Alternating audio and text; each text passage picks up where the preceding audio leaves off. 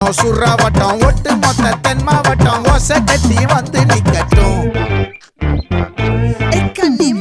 ஆச்சி சந்தன கட்ட ஆட்டம் பம்பரம் கட்ட பார்த்தா வச்சுட்டு பட்டாசே பாட்டா பல்லாட நம்ம ராஜா வெள்ளாட ரிங் தான் நம்மோட ஹே ஹே என்ன